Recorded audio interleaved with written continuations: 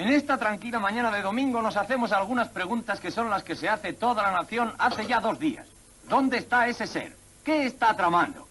Si puede construir una nave interplanetaria para llegar a la Tierra y un autómata que puede destruir tanques y cañones, ¿qué otras calamidades puede provocar? Desde luego, hay que encontrar al monstruo. Hay que perseguirle como a un animal salvaje. Hay que destruirle. Pero ¿dónde se encontrará semejante ser? ¿Habrá ido a ocultarse a los bosques del norte? ¿Se habrá introducido en las cloacas de alguna gran ciudad? Todo el mundo está de acuerdo en que el peligro es grave. Y volvemos a preguntar, ¿qué podemos hacer para neutralizar esta amenaza de otro mundo? ¿Destruirla? De acuerdo. ¿Pero cómo? Y al destruirla, ¿contra qué nos enfrentaremos? Y una vez Jorge, ¿quieres cerrar ya la radio? No me puedo concentrar. El último peldaño.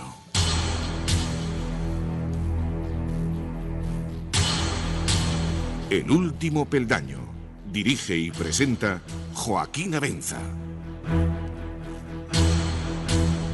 Amigos oyentes, bienvenidos una semana más al último peldaño. 34 minutos pasan de las 11 y vamos a entrar en esa aventura que nos introduce en ese mundo tan apasionante de lo desconocido, de lo misterioso.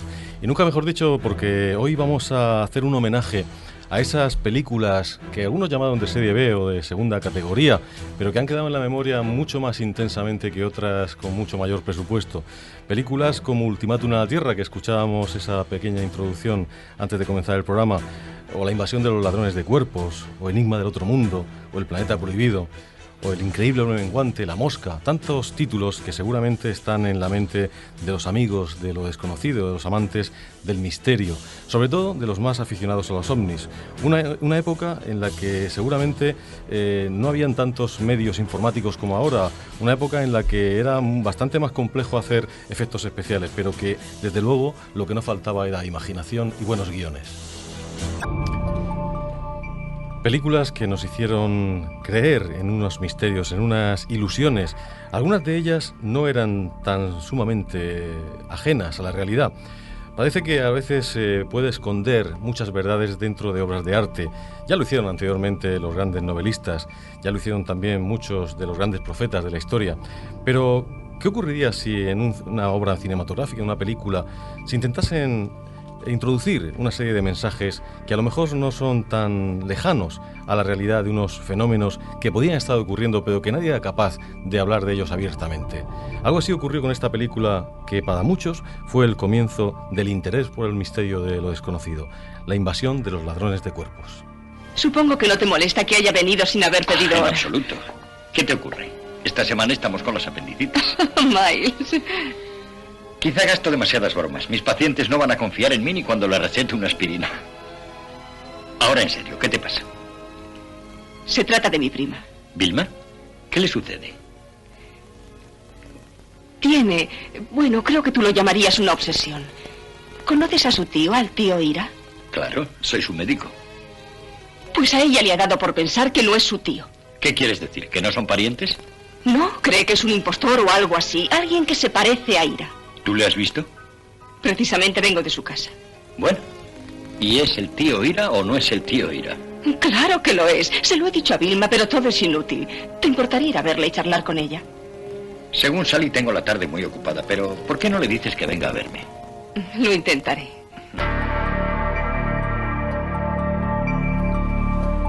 Un pueblo absolutamente normal y corriente es invadido por unos extraños objetos, unas vainas vegetales en las cuales se van formando cuerpos semejantes a los habitantes que hay en esa localidad. El momento de la transición es el sueño. Cuando una persona cae dormida, inmediatamente se transforma, pasa su ser a esa vaina, a ese doble, a ese replicante, y deja de ser un ser humano, pasa a ser otra cosa, un ser sin sentimientos, sin piedad.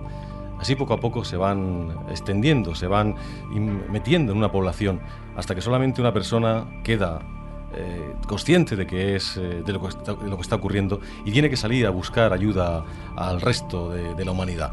Es La invasión de los ladrones de cuerpos, una película que para muchos fue el comienzo de este, bueno, por lo menos de este género, aunque lógicamente no es la primera, hay otras muchas más antiguas en el tiempo, pero sí quizá fue una de las más intensas y la que más repercusión tuvo. Vamos a hablar de todo ello con un grupo de amigos que tenemos esta noche en la mesa del programa y también con Paco Barrera, que ya sé, como ustedes saben, se encuentra al otro audio telefónico. A mí me gustaría empezar por Juanjo Abenza. Juanjo, buenas noches. Buenas noches. Película mítica y de culto por excelencia, La invasión de los ladrones de cuerpos. Háblanos un poquito de ella. Bueno, pues La invasión de los ladrones de cuerpos es una película del año 56. Está dirigida por Don Siegel, que muchos lo conocerán quizá por Harry el Sucio y por alguna película que ha hecho con Clint Eastwood. Y básicamente pues cuenta la historia, como te he dicho, de una invasión extraterrestre de manera masiva que se produce efectivamente cuando la gente se va durmiendo y que implica que la persona que duerme pues se convierte, digamos, en un duplicado del original, pero que es lo que los extraterrestres quieren, ¿no? Todas las personas que van quedándose dormidas se convierten en seres prácticamente idénticos, idénticos a nivel de pensamiento. Solo existe una línea de pensamiento y todas las personas que se van dando cuenta, pues de repente se van enfrentando a una lucha tremenda contra esta alienación, nunca mejor dicho, que se va produciendo. Realmente lo increíble de la película es que, aunque está hablando de extraterrestres y aunque parece una historia pues muy fantástica, realmente no es ni más ni menos que una metáfora de lo que fue la caza de brujas en Estados Unidos. Y yo creo que no solo la caza de brujas en Estados Unidos, sino que hoy día pues estamos acostumbrados a que la sociedad nos trate de llevar siempre a todos por el mismo camino, como, bueno, si no ves Gran Hermano, o si no ves ciertas porquerías que ponen en la tele, o votas lo que todo el mundo vota, o cualquier cosa de esas, pues la gente parece que eres un bicho raro, ¿no? Un friki, los que ahora llaman. Y yo creo que en cierto modo esta película habla de eso, habla de la gente que piensa de una manera distinta, que tiene una forma de entender la vida distinta, que no le gusta ser como los demás y que se rebela contra todo eso. Hay muchas anécdotas en la película que sin duda apuntan a lo de la caza de brujas de McCarthy. Y quizás la más sorprendente es que la elección del actor protagonista es precisamente un señor que se llamaba McCarthy de apellido. Curiosísimo. Tenemos también esta noche con nosotros a Paco Hernández, que es periodista, es experto en infografía y de luego pues una persona muy interesada en todos estos temas. Ustedes ya lo conocen, los más fieles amigos del programa. Paco, buenas noches. Muy buenas noches, aficionado desde que nací. Desde que naciste. Yo no sé, esta película tú la has visto, evidentemente. Claro que la hemos visto. A mí fue una de esas películas que me pasmaron de pequeño. Yo no sé si a ti te pasé igual, pero esas que me dejaban huella realmente. Por supuesto, y no solo eso, sino una película en blanco y negro, con lo cual los marcianos no son verdes y son plantas. Podemos decir que los marcianos, en lugar de verdes, podían ser rojos. Estamos hablando de la caza de brujas. De la caza de brujas. Podrían haber tomado ese color a partir de esta película. También tenemos a Jesús Sancho. Jesús, buenas noches. Hola, muy buenas noches, Joaquín. Buenas noches a todos. Bueno, pues yo estoy escuchando un poco y desde atrás, porque la verdad hay que confesarla, no tengo mucha experiencia en haber visto muchas películas, pero podíamos ya puestos a lucubrar que no ya los actores, sino los directores que un día piensan en que esto puede transformarse en imagen, estarán guiados, como le pasaba a Julio Verne, yo creo, ¿no? Cuando pronosticaba todo lo que hoy hemos estado viendo, los submarinos, el viaje, no digo al centro de la Tierra, pero sí a la Luna, que es difícil, y entonces es posible que los propios creadores de esa película, y repito, no hablo de actores, sino de directores, pues estén de alguna forma iluminados, entre comillas, para concienciar a la humanidad terrestre de que algo está pasando en este sentido. Yo creo que sí que es una teoría bastante importante. Tenemos también con nosotros a Paco Melgarejo. Paco, buenas noches. Hola, buenas noches. Sabemos que es una persona muy interesada en estos temas, aunque ha venido a estar con nosotros y vernos, tenía ganas de estar, es un oyente de hace muchos años, y tenía ganas de estar aquí en el programa, y bueno, pues esta noche le hemos invitado para que vea cómo se hace el último peldaño. No sé si es lo que tú te esperabas o no, pero vamos, sí. Nosotros estamos encantados de que estés con nosotros. Igualmente. Pues Paco, en un minuto, porque no tenemos más antes de irnos a las noticias, ¿qué te dice a ti esta película? ¿Qué supone para ti dentro de lo que son este tipo de películas de serie B, La invasión de los ladrones de cuerpos? ¿Paco? ¿Paco Barrera? Sí, sí. Te hemos perdido durante un momento. Ah, no, es que... Sí, es que tenemos dos Pacos, la verdad. Bueno, tenemos tres Pacos. Yo pensaba que era el otro Paco. No, la culpa ha sido mía por no decir Barrera. Vale. No, pero te quería pedir que en un minuto que tenemos caso que nos digas tu valoración sobre esta película. Sí, hombre, desde luego una película que yo también al principio cuando la vi me impactó bastante. La idea sobre todo de que, bueno, podíamos ser replicados por unas vainas verdes, es decir, de unos seres, se supone que son vegetales, ¿no? Uh-huh. Estamos hablando de una vida inferior a la nuestra hasta cierto punto, ¿no? Pero bueno, esa replicación de cuerpo y todo, exactamente esa copia, en donde, como muy bien se ha comentado, al final todos tenían el mismo pensamiento, francamente me dio escalofrío pensar que, bueno, no íbamos, se podía convertirse uno en una simple masa dirigida por una mente buena o mala, no lo sabemos, pero pierdes toda tu libertad y tu pensamiento. Y bueno, parece ser que precisamente... pillaban el momento más bajo que tenemos nosotros, que es cuando estamos durmiendo.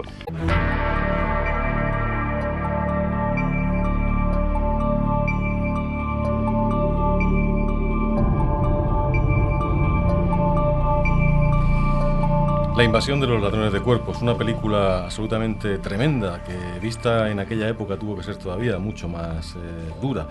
Pero no hay que dejar de lejos lo que estaba pasando en los años anteriores en los Estados Unidos. Durante varias noches del mes de agosto y septiembre de 1951 fueron vistos y fotografiados oleadas de objetos voladores no identificados sobre el cielo de Texas. Desde el verano de ese año hasta el verano del año siguiente se produjo una oleada de avistamientos en la zona del desierto de California. El 7 de mayo de 1952 fue fotografiado cerca de Río de Janeiro, en Brasil, otro objeto no identificado. En la madrugada del 19 al 20 de julio de 1952 sucede la llamada invasión a Washington. Varios ovnis son detectados por radar, fotografiados y vistos por muchísimas personas sobrevolando el cielo estadounidense, situándose descaradamente sobre la Casa Blanca y el Capitolio. Al margen de todo eso, la política de la época estaba en efervescencia. Sobre todo había una gran desconfianza en los Estados Unidos ante el temor al poder del comunismo y a la extensión de sus tentáculos en el mundo, entre comillas, libre. Quizá estas películas, como la que estábamos comentando, pues nos lleven precisamente a eso, a hacer una gran crítica cuando realmente era tan difícil hablar libremente en un país, a pesar de ser el país de la libertad, pero en ese momento muchas personas sufrieron en sus carnes esa denominada caza de brujas, de aquel político que llevó pues a muchas personas a perder no solamente la libertad, sino también, sin llegar a mayores, pues el trabajo, la posibilidad de seguir desarrollando sus actividades en Estados Unidos y sobre todo el descrédito ante una sociedad que veía comunistas por todas partes, como algunos veían ovnis por todas partes. Yo simplemente, para cerrar la parte dedicada a la invasión de los ladrones de cuerpos, pues me gustaría añadir algo que decíamos antes fuera de micrófono, y es el hecho de que para muchas personas significó pues una toma del contacto con el terror y al mismo tiempo con el misterio extraterrestre. Yo no sé si Paco Barrera, que seguro que fue una persona de las que devoró esta película como muchos de nosotros, pues recuerda aquel momento en el que descubren dentro del invernadero unas vainas, unas personas, y llegan incluso a matar a lo que se estaba formando allí con una especie de tridente, una azada, y en ese momento aquellas vainas abren los ojos. Es un momento terrorífico. Yo lo recuerdo casi de manera subconsciente porque me caló intensamente aquella película. Es escalofriante, francamente, puesto que cuando el ser que sale de la vaina se estaba empezando a formar y descubren que prácticamente se le parece a uno de ellos, si mal no recuerdo, empiezan a matarlo y este ya sale de su sueño, ¿no? Pero llega el momento en que abre los ojos y es cuando se mata a ese ser. O sea, francamente es un tanto gore, digamos.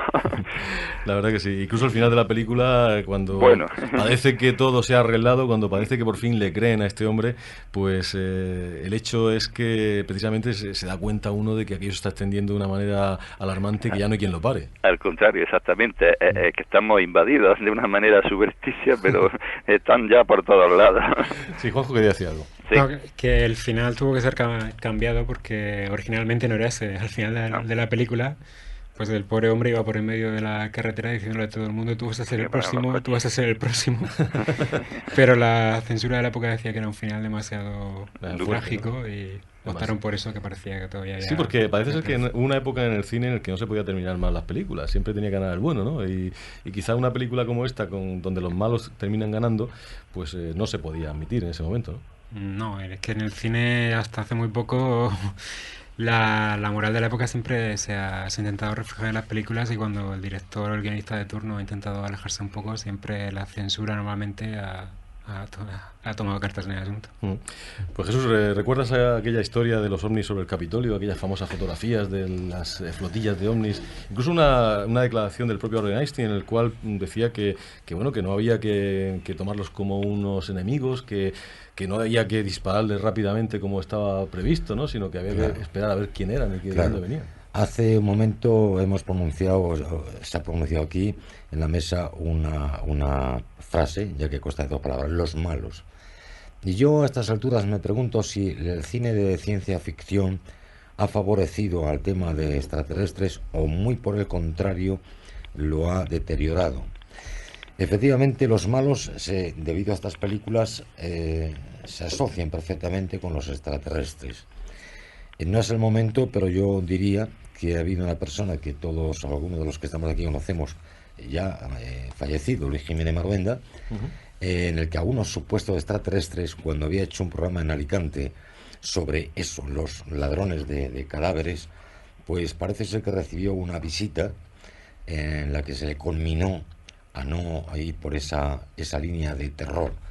Yo creo que el cine ha hecho mucho bien para concienciar a la gente, pero también ha hecho mucho mal para pintarnos, para atemorizarnos de que unos señores que vienen de otro planeta vienen aquí con malas ideas, con ideas de invasores, que su cultura quieren imponerla a la nuestra, incluso haciéndola desaparecer. Entonces esto es lo que puedo opinar. De todas formas, ha habido películas de cine que verdaderamente han sido magistrales tocando este medio delicado siempre de las civilizaciones supuestas extraterrestres. Desde luego, antes comentábamos una serie de casuística que estaba en torno a los años anteriores a la producción de esta película, pero si nos vamos a la que vamos a tratar a continuación, para mí es la obra maestra del cine de extraterrestres y de alienígenas, y yo creo que es difícil encontrar un guión, incluso en nuestra época, pues con más sentido común. Su título original no es conocido, porque la traducción exacta del inglés sería El día en que la Tierra se detuvo. Es una película del año 1951, pero que, de luego, si decimos su título en español, pues o cómo se hizo o cómo se tituló aquí en España, seguro que todo el mundo la ha visto, Ultimátum a la Tierra. Bien, pues esta película, si la tenemos en cuenta en toda su extensión, pues no podemos olvidarnos de un personaje que en años anteriores a esto pues fue muy famoso y muy conocido. Estoy refiriéndome a George Adamski. George Adamski fue un polaco que a pesar de haber nacido en este país, pues digamos que se fue a vivir a Estados Unidos porque sus padres emigraron, y bueno, pues terminó teniendo un restaurante modesto al pie del Monte Palomar en California, donde se dedicaba por las noches como astrónomo aficionado a observar el cielo. En el año 1946, tras la observación de una lluvia de meteoritos, pudo observar una extraña mancha oscura semejante a un enorme dirigible que parecía volar rumbo a San Diego. A partir de ese momento, la historia de George Adamski y los ovnis pues fue algo como una pareja inseparable, porque empezó a tomar fotografías, las cuales casi todas pasaron a la historia y que están en la mente de todos. El famoso ovni, que luego además es el que sale en la película que vamos a comentar ahora. Lo más curioso es que a partir de ese momento, ya muy próximo a los años 50, Adamski asegura haber sido podríamos decir que abducido con una nave extraterrestre y llevado incluso a viajar al espacio, y que los seres que venían en estas naves eran de Venus. Vamos a escuchar una pequeña introducción de esa película y vamos a comentarla.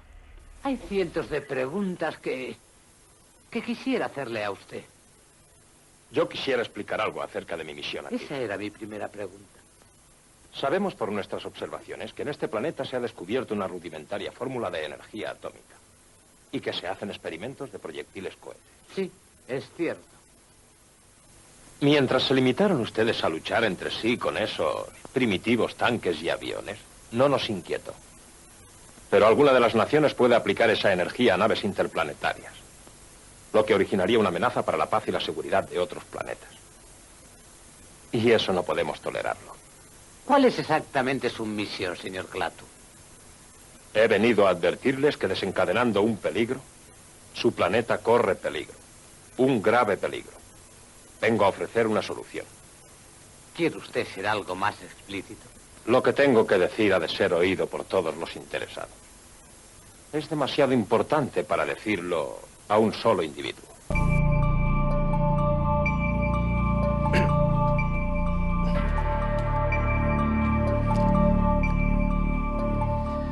En esa película hay un momento terrible y es cuando el robot, el famoso robot, se pone en marcha, Gorok, y amenaza con destrozar y destruir a todo lo que estaba presente en ese momento allí, ya que el alienígena Klaatu es atacado directamente por un soldado que se pone nervioso y dispara un arma, pues como puede ocurrir muchas veces, así como comienzan muchas guerras, con un soldado nervioso. Bien, pues hay una frase que yo creo que se ha quedado en la mente de casi todos los cinéfilos, que es Klaatu Barada Nikto. Es la frase en la cual le da la orden para que detenga ese rayo que sale del centro de su mirada y queda capaz de destrozar todo. Una película impresionante de la cual vamos a hablar a continuación, pero antes vamos a pasar una llamada. Juan José, buenas noches. Hola, buenas noches, Joaquín Abenza. ¿Cómo estás? ¿De dónde llamas? Me llamo Juan José. Sí, ¿desde dónde nos llama, Juan José? Le llamo a usted de la ciudad de Murcia. Muy bien, pues adelante. Mire, estoy en desacuerdo con su programa. Los extraterrestres y los ovnis no existen. Lo que usted expresa en su programa es ciencia ficción, son películas. La fantasía es una cosa y otra es la realidad. En la realidad no hay ningún testimonio científico ni religioso de la existencia de los ovnis. Los testimonios que hay de Sito Pascual, de José Fabregat, de Sagitar, de señor Miguel Ángel Bernalfago, así como otros contactados, Miguel Ángel Bernalfago de aquí de Murcia, así como otros contactados, son testimonios más bien de tipo místico, no coinciden con la realidad. Entonces, al no coincidir con realidad, no hay prueba existencial de la existencia de lo que usted está diciendo. Más bien se basa en teorías y en técnicas espiritistas que no tienen fundamento científico alguno.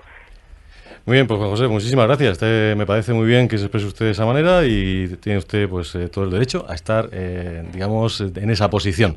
Desde luego, usted comprenderá que yo no estoy de acuerdo con usted, como no puede ser de otra manera. En fin, seguimos con este tema realmente que está dentro de lo positivo. Es decir, estamos hablando de unas películas. Evidentemente, esta noche hablamos de ciencia ficción, hablamos de todo lo que estamos diciendo esta noche. Son películas, es arte, pero claro, el arte y las películas no salen de la nada, no salen digamos, de una cabeza de un guionista que en un momento dado se le ocurre, pues vamos a poner un extraterrestre en medio de Washington y que aparezca. Antes de eso había ocurrido el caso del Capitolio. Antes de eso, Josadarsky estaba hablando de que había estado en contacto con extraterrestres y además, antes de eso también, la propia imagen del objeto volador no identificado, del ovni que antes me estaba dibujando aquí Jesús Sancho, muy bien por cierto, pues está presente ahí. Paco Barrera, que es un estudioso de todos estos temas y que lógicamente pues sabe muy bien la casuística que ha habido en torno a lo que ha generado estas películas, pues seguro que está de acuerdo conmigo en que no se inventó el guionista de Ultimátum a la Tierra por lo menos nada de lo que tiene que ver con la apariencia y la morfología, el funcionamiento de lo que puede ser un encuentro con supuestos seres de otros planetas. Sí, exactamente, tiene razón. De todas formas, si me permite, haciendo un pequeño, como se dice ahora, kika, en cuanto a la llamada anterior, deduzco que este señor solamente hace oído a todo el tema del contactismo. Y con lo cual llega a esa idea, y es normal. De todas formas, yo le diría que se informara primero y acudiera a los libros en donde, sobre todo, hay una casuística protagonizada por astronautas, personal militar y científico. Y yo creo que esta gente es digna de crédito y puede que cambie su opinión. En fin. No, además tiene todo el derecho a no cambiar si no quiere. Hombre, por supuesto, no. Simplemente cada uno está de acuerdo, cada uno puede opinar como quiera, pero es una pena que si solamente se basa en la opinión de esta pequeña parte dentro de lo que es la ufología, evidentemente llega a estas conclusiones. El fenómeno ufológico es mucho más amplio. Evidentemente, decir que no existen los ovnis es, aparte de ignorancia, pues un craso error, porque el ovni, como objeto no identificado, existe y está existiendo todos los días. Es decir, si no nos despegarían los aviones de la base de los Llanos de vez en cuando a hacer eso que se llama un scramble, que es seguir un objeto que ha entrado en la atmósfera terrestre, mejor dicho, en el espacio aéreo español, en este caso, o de cualquier país. Hay que identificarlo. Y hay que identificarlo. Muchas veces no son identificados estos objetos, no los pueden identificar y siguen siendo ovnis por los siglos de los siglos. Nadie está diciendo que sean extraterrestres, salvo que alguien quiera pues no escuchar lo que se dice en este programa, que eso también puede ocurrir porque hay gente que tiene el oído bastante duro y bueno, ante eso lo único que podemos recomendar pues algún optometrista o algo de eso. No, yo de todas formas en estos casos siempre he dicho mucho y de hecho yo también me he encontrado con muchas personas que tienen una idea, pero digo, oye, me parece muy bien y muy respetable, claro, pero infórmate por aquí, por aquí y por allí y luego llega a las conclusiones. No te limite a un solo sector, digamos, dentro del fenómeno. Bueno, que nos vamos del tema. Vamos con Ultimátum a la Tierra, que sí, yo creo correcto, que es una película por antonomasia del fenómeno. Correcto, además, sobre todo en la época que está hecha y como muy bien has dicho, ha envuelto, la ha situado también en el tema de la Guerra Fría, por aquella época, la caza de brujas y sobre todo exactamente los primeros experimentos con bombas atómicas. Dentro de la corriente de los, mesiánicos o de los contactistas siempre había una, digamos, creencia y un lema que era precisamente ir en contra de las armas nucleares debido al daño que efectivamente puede causar, ¿no? Entonces está recogido en esta película y precisamente este extraterrestre viene a advertirnos de este peligro. Se ha pensado ya rebuscando el tema que dice, bueno, estos son los rusos que vienen aquí para que Estados Unidos no haga bombas atómicas y no nos las puedan tirar a nosotros, ¿no? O sea, que también por ahí pueden ir los tiros. Eso sería una parte anecdótica. Bueno, lo más importante también es la tecnología del platillo que sale. Yo cuando lo vi estaba bastante, me gustó muchísimo, sobre todo cómo estaba hecho, las divisiones que tiene, que se ve poco francamente, pero bueno, son siempre que en las películas han salido interiores de platillos volantes, siempre ha sido una cosa muy escueta, ¿no? Muy simple, pero sin embargo con la suficiente tecnología como que da que pensar que pueden medir de distancias bastante inmensas. Y curiosamente no solo este platillo se le parece a todo el tema de Adaskin, ¿no? Sino también que yo últimamente también lo asociaría sobre todo a toda la temática de ovnis alemanes, sobre todo los prototipos de Brill y Arnebus, sobre todo, es casi idénticos calcados a los platillos que daban a Adaskin y por tanto también a los que salían aquí en esta película. Efectivamente, cuando hablábamos contigo en programas pasados sobre los ovnis nazis y esos prototipos que se estuvieron haciendo pues momentos antes de que se hiciera esta película prácticamente, ¿no? Claro, lógicamente, yo siempre he pensado que a lo mejor lo que los primeros contactados vieron, el caso de Adaskin, por ejemplo, era tan sumamente de chapa y tornillo, como tú has dicho muchas veces, que a lo mejor estaban entrando en contacto con prototipos nazis o sabe usted de dónde, sí. Realmente es muy difícil. Pero lo que sí es curioso es cómo esta película, y yo me gustaría que por ejemplo, que Paco Hernández, que es una persona que seguro que analiza estas cosas con bastante, digamos, juicio social, hay un dato que al final, sobre todo de la película de Ultimátum a la Tierra, y es el hecho de que Klaatu, cuando se escapa, él escoge un nombre para mezclarse entre los seres humanos, porque al no poder hablar él pretendía hablar con los presidentes de todos los países. Eso es inviable, se da cuenta rápidamente que no puede ser, y lo que hace es que se escapa del hospital militar donde estaba recluido y se mezcla con la gente, ¿no? Y para mezclarse con la gente, evidentemente, no se llama Klaatu, sino que escoge un nombre pues americano, lógicamente, y se llama Carpenter, perdón. Carpenter, la traducción, o por lo menos lo más parecido que podemos encontrar, si lo pasamos al castellano, es carpintero. Curioso, ¿no? Por ahí hay un tema que nos puede llevar a algo que viene después.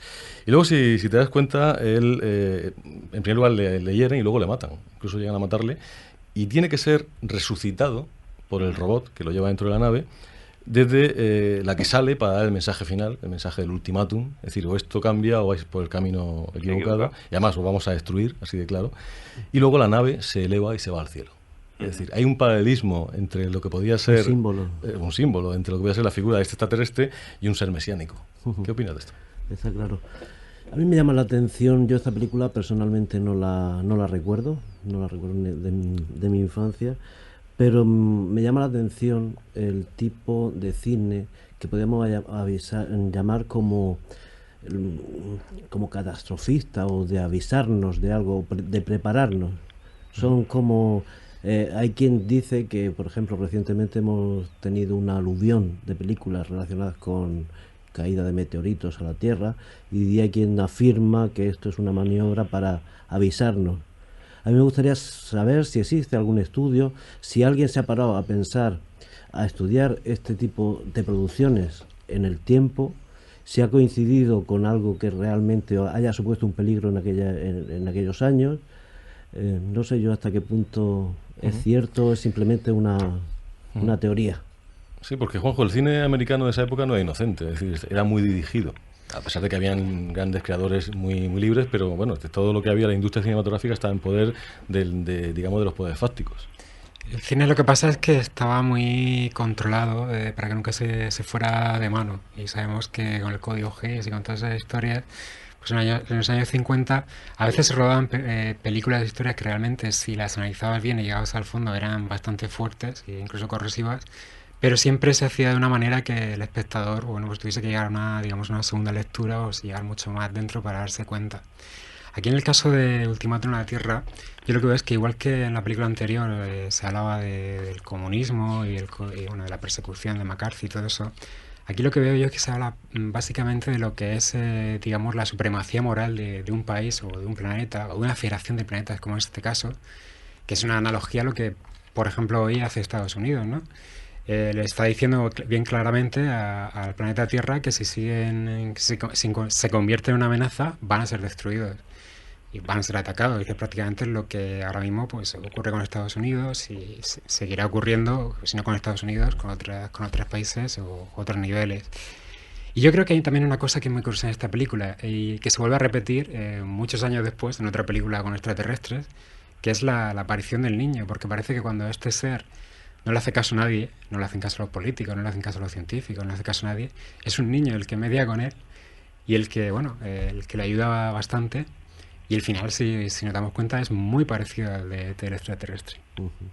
Y curiosamente, si os dais cuenta, la película se hace 2 años después de que se cree la Organización del Tratado del Atlántico Norte, la OTAN, y él, cuando sale de la nave, le explica a los que están allí que él viene pues en nombre de una especie de confederación, de unión de mundos que vigilan para que haya una paz. Y además, incluso los robots, que dice que hay muchos, son una especie de pues invento que han hecho para que vigile a los que, como nosotros, estaban en otros planetas también enfrentándose unos con otros. Es decir, un poco como policía entre países. Ten en cuenta que esta película la dirige Robert Wise, que sería el director de la primera película de Star Trek. Y hay una cosa que decía Nicholas Meyer, que también dirigió alguna película de Star Trek, que era que cuando él quería hacer una película sobre algo sobre lo que Hollywood no le dejaría hacer una película, por ejemplo, la amistad, la ecología, pues él iba y hacía una de Star Trek. ¿Por qué? Porque en el género de la ciencia ficción puedes crear analogías y contar historias sobre cosas que si las haces directamente pues quedaría un poco digamos ridículo, pero metido dentro de este universo que tú te creas, pues puedes contar cosas, y eso es lo que pues, por ejemplo hace Isaac Asimov en La Fundación, que te cuenta la historia del Imperio Romano, pero te la cuenta en el espacio y cosas así. Pues vamos con otra película que también tiene que ver con los extraterrestres, otra película que además yo creo que si hoy en día la hubiesen realizado, a pesar de que se han hecho muchos remakes de películas como estas, y hubo una película hace un tiempo, pero que ya está hecha con medios y con efectos especiales de nuestra época, que se llamaba La Cosa, pues yo creo que si cogemos el guión es tan actual como lo fue en su momento. Estamos hablando de Enigma del Otro Mundo. Vamos a escuchar. Póngase en contacto urgentemente con el general Fogarty. 8 en punto de la tarde y un general reclamando el parte de sus tropas, como en los viejos tiempos. ¿Quiere ocupar mi puesto? Sí. Capitán, si fuera algo interesante, ¿tendría inconveniente en informarme? Ninguno. Tengo que encontrar mi historia donde sea. Adelante. Cierre la puerta. Sí, señor.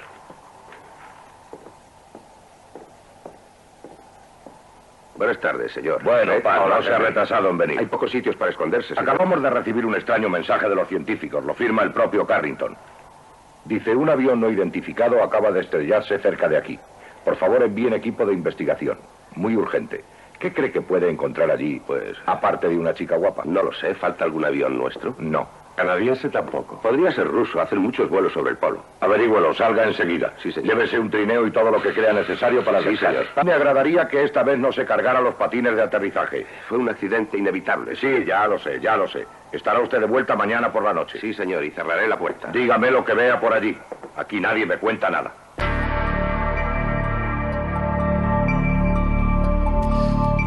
Cerca de una base científica, en los hielos del polo, cae un extraño avión. En principio parecía un avión.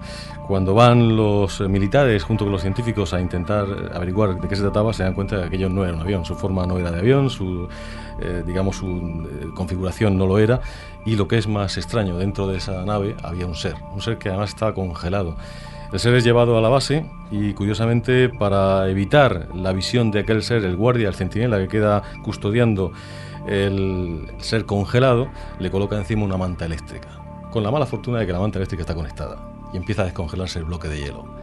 Y ahí empieza toda la historia, una historia terrorífica y además muy original, una historia de un ser que no era como nosotros, que no tenía incluso nuestra base biológica, era incluso capaz de regenerar un brazo cortado, es decir, que podía tener una base vegetal, y todo eso en medio de una angustiosa estación invernal, en medio de los hielos eternos y absolutamente aislados del mundo, lo cual da todavía mucho más sensación de terror. Y al mismo tiempo enlaza pues con muchas de los avistamientos que han habido. Hace poco teníamos con nosotros pues a nuestros amigos de Argentina que nos hablaban de aquel caso escrito por el militar Perisé, que hablaba precisamente de la caída de un objeto en la Antártida, o el avistamiento de un objeto en la Antártida. No son lugares ajenos al fenómeno ovni, pues tanto el Polo Norte como el Polo Sur. El hecho de que sean pues zonas inhabitadas o con muy poca posibilidad de que hayan seres humanos que vean lo que está pasando allí, pues también da vuelos a los que piensan que es un sitio ideal para entrar y salir del planeta Tierra. Paco Barrera, El enigma del otro mundo, una película también, pues yo creo que otro icono más de las películas del género, ¿no? Sí, correcto, otro icono más, y además estamos hablando de naves estrelladas. Efectivamente, ya tenemos Roswell ahí. Roswell, correcto. Buscando 5 cosillas para hablar de esto, no solo el caso Roswell, que para que no se me olvide, yo recomiendo que se vea la película Hangar 18, hecha en el año 1980. Básicamente, esta película resulta que, cae una nave y entonces es recogida por personal militar, y el cual la oculta en este famoso hangar 18, que curiosamente podemos hacer un total paralelo con el caso Roswell. El caso Roswell, digamos, si la realidad, en ficción, pues tenemos aquí hangar 18. Y volviendo a la película original, ¿no? Pues efectivamente plantea ahí eso. Primero, la caída de una nave, la recuperación por parte de militares, con lo cual entre ellos ya está el secretismo militar puesto, y bueno, y ya el culmen es que este ser pues recobra vida debido a este desafortunado accidente en donde se calienta el bloque de hielo, con lo cual se queda libre. Y bueno, estamos hablando ya estamos hablando de otra forma de vida. Siempre hablamos de formas de vida extraterrestres muy similares a la nuestra, es decir, forma humanoide, prácticamente como nosotros, y presumimos que posiblemente sea con base en carbono. Sin embargo, bueno, pues no tiene esto por qué ser así, sino en aquella época ya incluso se podía hablar de que, bueno, el origen de la vida o la formación de la vida en otros sistemas, pues podía estar fundamentado pues en otras cadenas de elementos. Por ejemplo, al principio se hablaba del famoso cadena, se ve recuerdo un chiste en donde se veía un marcianito que se había caído en mitad de un desierto y el pobre pedía amoníaco en vez de agua, ¿no? También, curiosamente, otra forma de vida a partir del silicio, que de ahí ¿qué forma tendría? Similar a la nuestra, diferente, y en este caso, bueno, se plantea una forma de vida un tanto supuestamente de origen vegetal, y como muy bien has dicho, por lo tanto tiene las propiedades de los vegetales o incluso de algunos animales. Por ejemplo, me estoy acordando del caso de las estrellas de mar, en donde se le cortan los brazos, por ejemplo, y ellas mismas regeneran tanto el brazo cortado como del trozo de brazo es capaz de regenerar otro ser vivo igual que él, ¿no? O sea, estamos hablando también ante una posibilidades de vida basada no solo en el carbono, sino en otra serie de elementos, más riqueza de abundancia de vida. En Onda Regional de Murcia, el último peldaño. Las antiguas civilizaciones dejaron testimonio de ellos en los monumentos y los libros sagrados, pero en nuestro tiempo su presencia es mucho más evidente. Tenemos dos señales de luces rojas, como a unas 3 millas a las 10 de nuestra posición.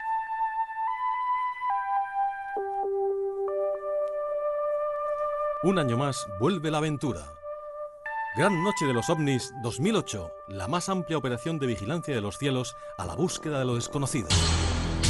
El viernes 25 de julio, desde las 11:30 de la noche y hasta las 2 de la madrugada, tienes una cita con el misterio. Para participar, llámanos al 968 20 0000 o envíanos un correo electrónico a escaleradelmisterio@orm.es. El último peldaño, Onda Regional.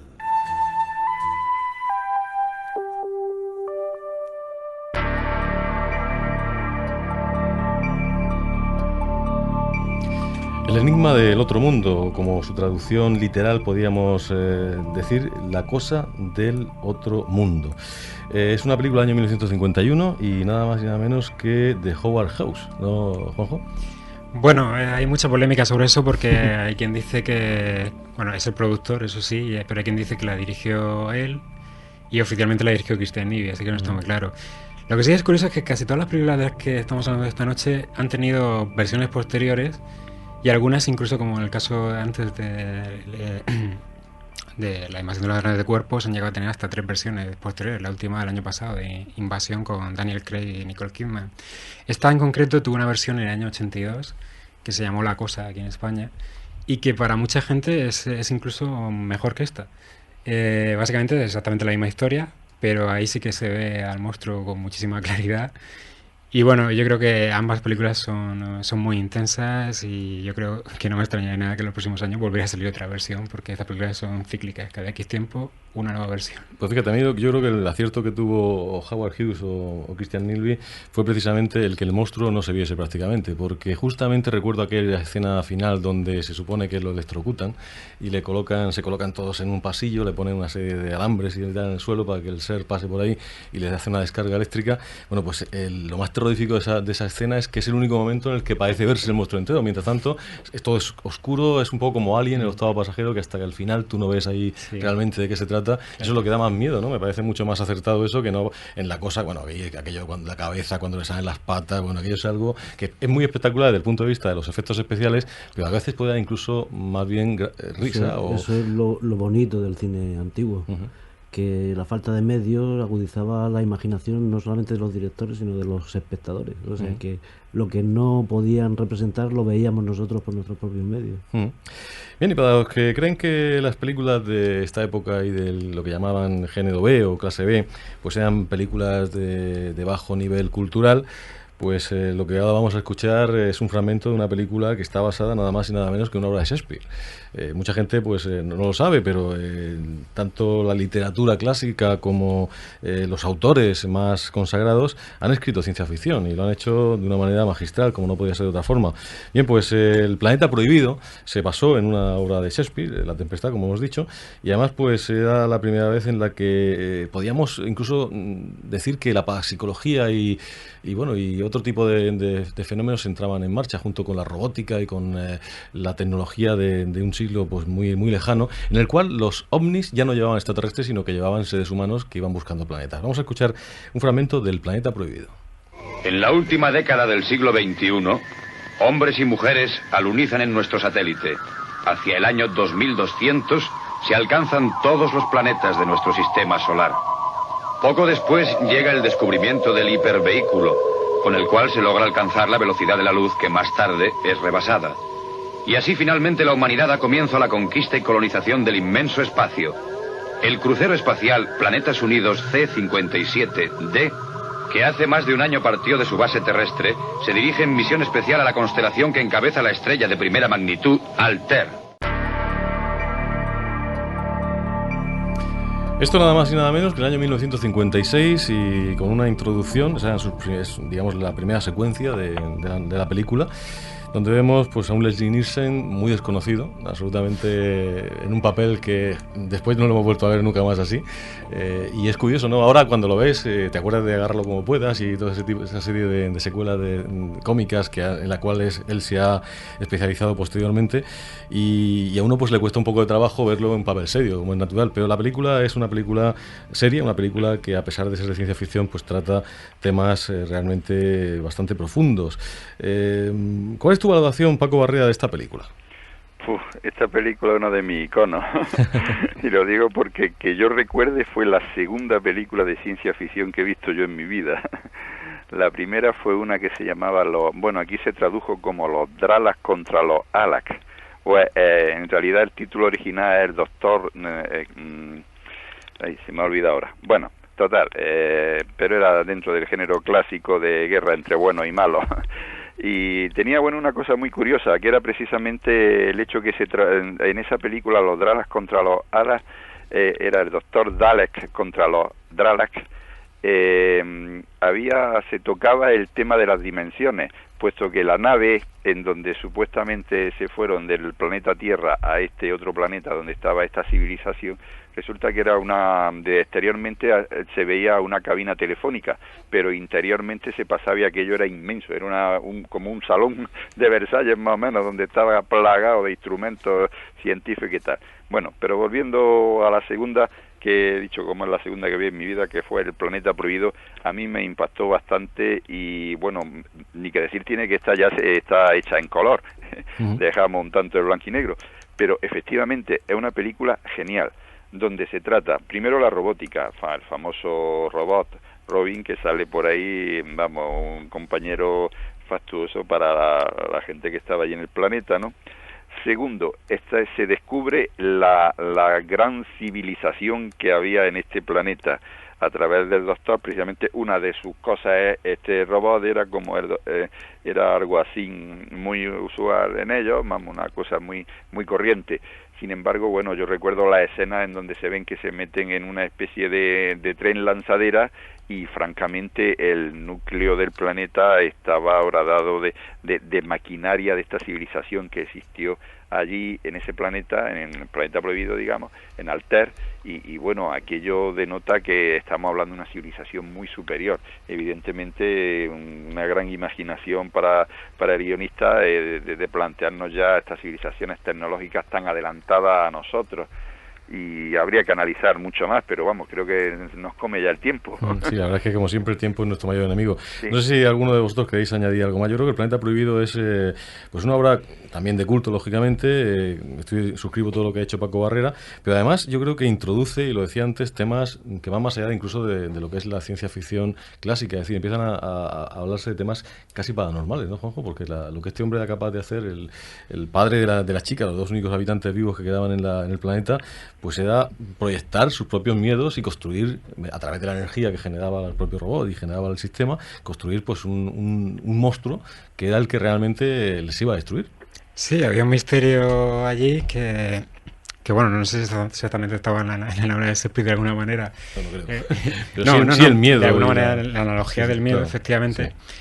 Sí. Y esta película pues fue la madre, por ejemplo, de Star Trek. Porque Jerome Roddenberry decía que cuando vio esta película se le ocurrió leer la serie, y si nos damos cuenta y si vemos la serie y los primeros capítulos de Star Trek, pues los decorados, toda la imaginería es muy similar al de esta película. Hay que decir que esta película llegó a triunfar tanto que tiene hasta un musical, y un musical, pero no un musical de estos malos, sino que un musical que tiene bastantes premios, ¿eh? Curiosísimo, la verdad es que es una película... Sí, Paco. Sí, no, exactamente, muy bien. Estamos hablando de los fenómenos, digamos, un tanto paranormales, y efectivamente es la interacción de la mente potenciada por una máquina. Fíjate, psicotrónica incluida, efectivamente. Salvo, de luego yo creo que estas películas, y por eso están esta noche en el programa, no son simplemente arte, no son simplemente pues una manera de pasar el tiempo, son algo que ha dado lugar a muchos de los supuestos fenómenos que luego han sido estudiados, y también han sido pues el reflejo de una serie de acontecimientos que tuvieron lugar en su entorno, acontecimientos tanto políticos como misteriosos, y se han concentrado todos en esas películas, y por eso quizá tiene ese valor. Exactamente, es lo que yo siempre, he dicho incluso con las tertulias que tenía aquí con los compañeros dentro de la SI y demás, cuando hablábamos de temas de ciencia ficción y demás. Yo considero una película de ciencia ficción buena y muy positiva.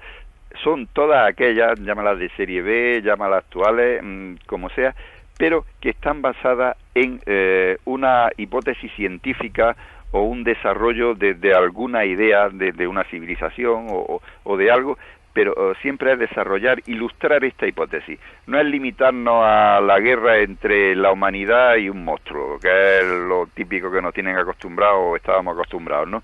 No, al contrario, yo creo que las películas buenas de ciencia ficción son todas aquellas que tienen el mensaje, son todas aquellas que vas analizando y vas descubriendo cositas, como la que estamos hablando en este momento, ¿no? Por ejemplo, estamos hablando ya de psicotrónica cuando eso era impensable en aquella época, sin embargo ya estaba ahí unas bases, en fin, o tal vez ya se sabía algo, pero que la gente general no lo conocía.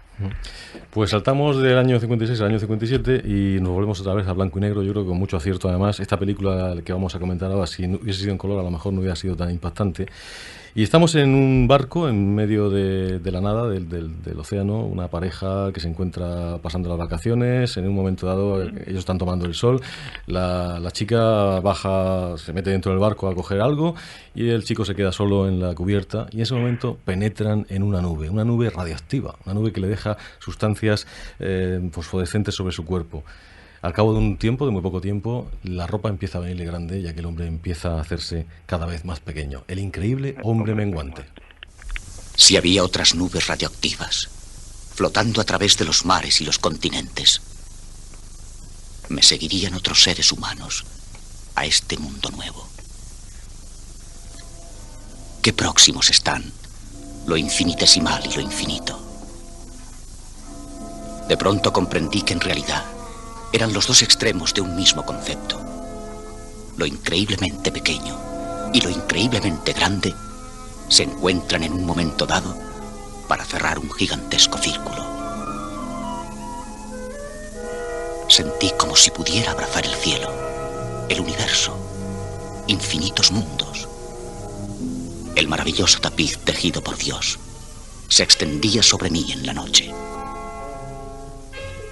Y en ese momento conocí la respuesta al enigma del infinito. Hasta entonces había pensado dentro de la limitada dimensión humana que la existencia tiene un principio y un fin. Es un concepto humano, no divino. Sentí que mi cuerpo disminuía, se disolvía, se convertía en la nada. Si una película puede tratarse de filosófica y al mismo tiempo incluso de científica, es esta. Estamos hablando de una, digamos, valoración de las escalas, de un estudio de la perspectiva del universo, tanto a nivel microscópico como macroscópico. Y yo la escena final de esa película me parece magistral, cuando él ya está tan pequeño que incluso pasa a través de la tela metálica que había, que separaba pues un respiradero de la casa, y ante él se abren las estrellas y se abre el campo, y él ve la hierba tan grande y al mismo tiempo las estrellas tan pequeñas, y dice: algo que está tan lejos y que es tan grande, ahí está tan pequeño, yo que estoy aquí pequeño también puedo ser grande al mismo tiempo. ¿Qué va a pasar conmigo? ¿Qué va a pasar con un hombre que cada vez es más pequeño? ¿Qué ocurrirá cuando ese hombre llegue a ser del tamaño de un átomo? ¿Se podrá hacer un átomo más pequeño que otro? Desde luego que es una película filosófica, y yo creo que es magistral tanto el guión como la forma de llevarla a la pantalla. Y todo ello, Juanjo, en 1957. En 1957. Al igual que la película anterior estaba inspirada en una obra de Shakespeare, todo el mundo dice que en esta película están contándote prácticamente la metamorfosis de Kafka. Eso sí, te lo están contando de otra manera, porque Kafka se convierte en un insecto y aquí se está convirtiendo en la misma persona, pero más pequeñita. En un microbio. Sí. En un microbio, bueno, como tú has dicho, no sabemos si al final se podrá dividir en cosas más pequeñas que el átomo. Jesús, ¿tú esta película la recuerdas? ¿El hombre increíble menguante? No, lamentablemente, digamos, ya te lo decía antes de sentarme aquí, no he visto esa película. Pero sí os voy a decir que por lo que estoy escuchando, yo vengo aquí de oyente a aprender cada día que vengo al último peldaño, por lo que estoy escuchando, hay películas que son muy, como en esta que estábamos comentando, muy pero que muy interesante, porque hay un trasfondo de mucha envergadura, de mucha profundidad, y entonces te pone a pensar, que es yo creo el objetivo principal que tiene que tener una película para que te impacte.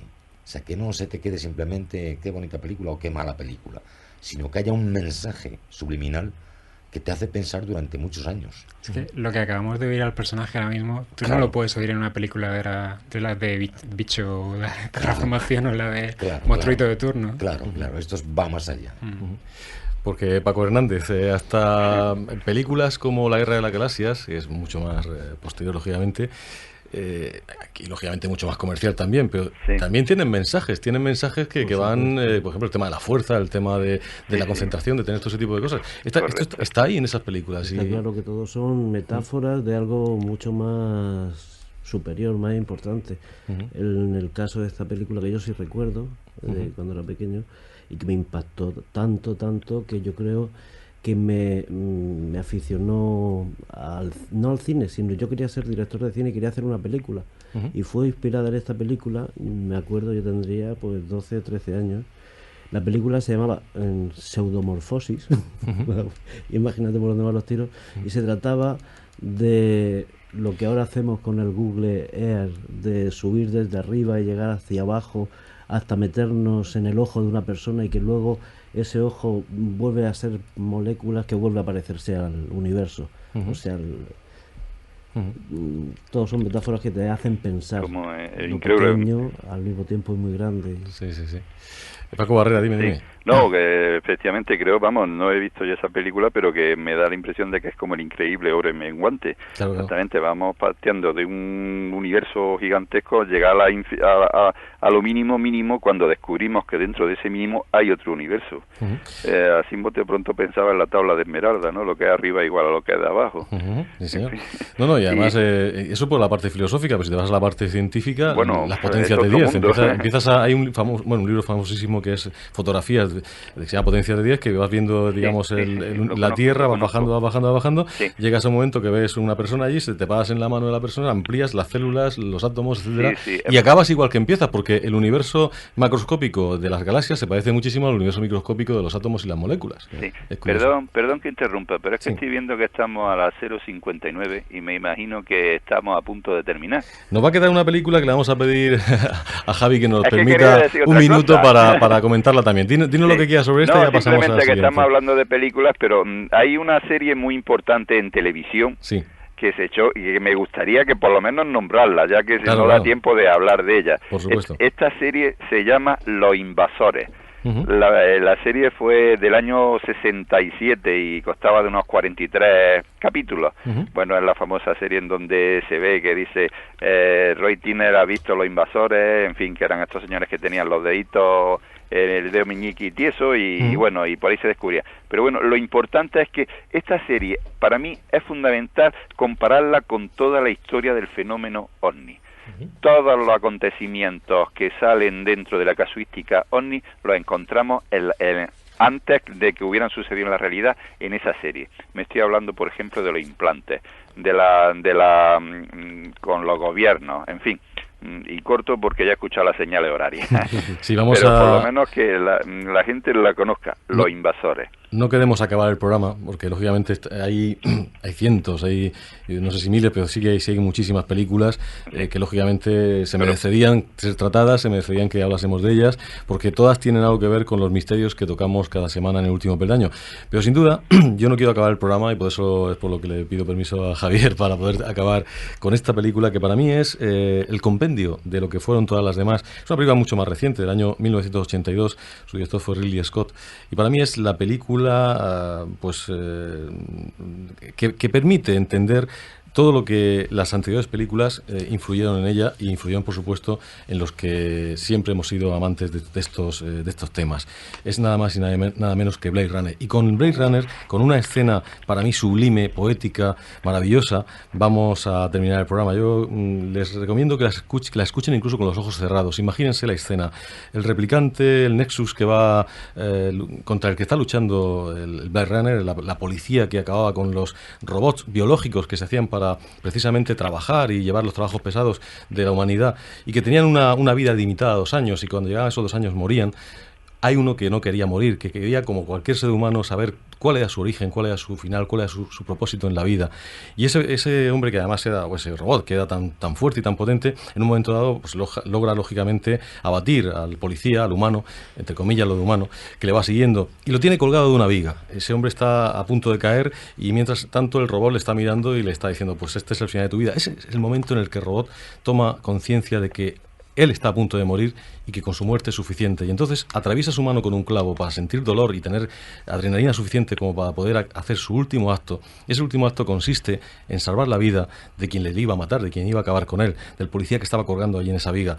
Esa mano atravesada por un clavo levanta en peso al Blade Runner, lo coloca delante de él y se queda mirándole y le dice estas palabras.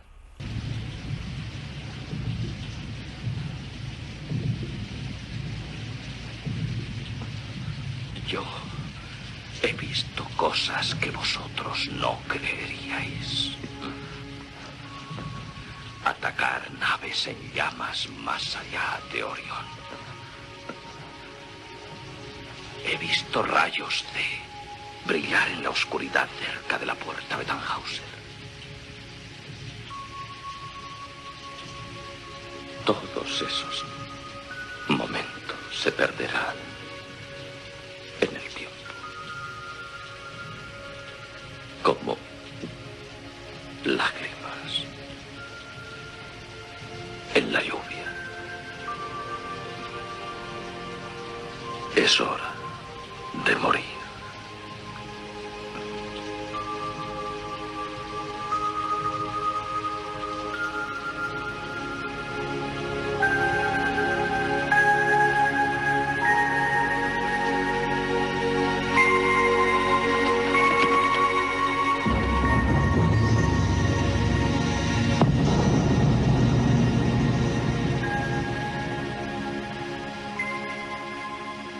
No sé por qué me salvó la vida. Quizá en esos últimos momentos amaba la vida más de lo que la había amado nunca. No solo su vida, la vida de todos. Mi vida. Todo lo que él quería eran las mismas respuestas que todos buscamos. ¿De dónde vengo? ¿A dónde voy? ¿Cuánto tiempo me queda? Todo lo que yo podía hacer era sentarme allí y verle morir.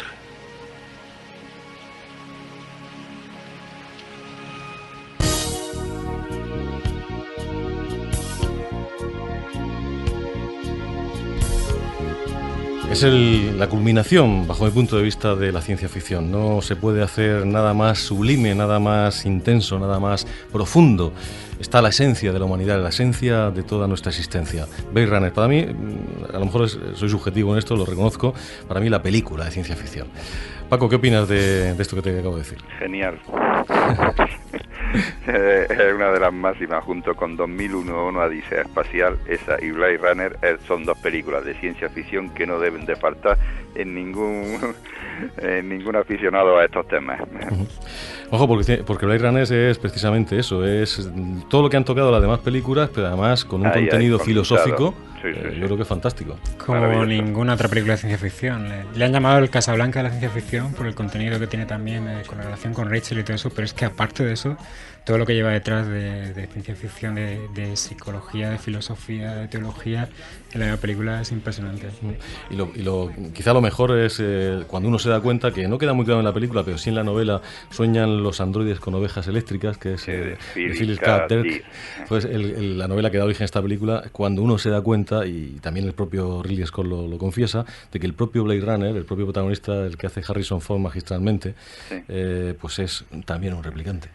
Bueno, es el en el montaje del director se ve más claro. Sí, sobre todo cuando aparece el unicornio, ¿no? De hecho, esa última frase, el último texto de Harrison Ford no aparece en esa versión. Desaparecen todas las voces en off. ¿Sabes? Una curiosidad sobre este texto es que no lo escribió el guionista ni lo escribió el director. Eso fue cosa de Roger Howard, que se le ocurrió a él sobre la marcha. Dijo, vamos a hacer esto. Genial, genial. Yo creo que es de esas cosas que te sobrecogen y que te dejan realmente impresionado, ¿no, Paco? Pues sí, bastante. Y ese detalle también está muy bien de decirlo, que las palabras de Replicante fueron obra del actor.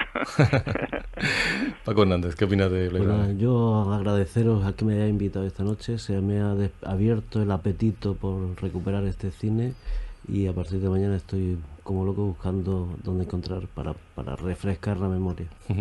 Paco Mercadejo, muchas gracias también por haber estado con nosotros y no sé, me gustaría que nos comentaras alguna valoración tuya de lo que has escuchado y lo que supone también para ti este cine. Pues suscribo lo mismo que Paco Hernández. A partir de hoy voy a recuperar esas viejas películas que tengo por ahí llenas de polvo, porque siempre merecen una revisión. Muchas gracias y hasta pronto. Muchísimas gracias a ti. Jesús Sancho, yo creo que lo que tienes que hacer ahora es empezar a ver estas películas que no has visto. Pues la verdad que sí, como antes me he acusado humildemente de que no era un tema que yo podía dominar, pero sí ha sido para mí una noche importante en tanto en cuanto os he escuchado a todos vosotros y efectivamente mi memoria se ha abierto a algunos aspectos en que yo también sentí ese impacto fuerte. Eso, pero no me acuerdo ni el actor, pero recuerdo el impacto. Y las películas de ciencia ficción, pues por un lado, si son bien hechas y bien encauzadas, son buenas. Otras pueden hacer daño a las mentes que después siempre dicen que los extraterrestres son hombres muy malos. Al decir hombres, lo subrayo. Gracias. Don Jovenza, tu última intervención. Bueno, yo me voy a despedir ayudando a la gente hasta que se le ha despertado el apetito con 5 títulos más de los años 50 y 60. La máquina del tiempo, El pueblo de los malditos, La guerra de los mundos, La mosca e Invasores de Marte. Por supuesto, no hemos podido hablar de todas ellas, nos hubiera gustado, pero bueno, ahí están, ahí quedan y lo que tienen que hacer ustedes es verla. Paco Barrera, muchísimas gracias por haber estado con nosotros esta noche. Nada, muchísimas gracias a vosotros. Un abrazo muy fuerte. Igualmente. Pues amigos oyentes, con ese consejo les dejamos, recuperen estas películas, están en los videoclubs, están en un montón de sitios, son bastante fáciles de conseguir y merecen la pena ser vistas. Cuando tanta basura televisiva hay, no está mal que cojamos el vídeo, cojamos el DVD y veamos una de estas películas, que hay muchísimas, que nos van a hacer pensar, que nos van a hacer meditar, que nos van a hacer sentirnos mucho más personas, mucho más seres humanos y sobre todo que estamos inmersos en ese universo del cual formamos parte.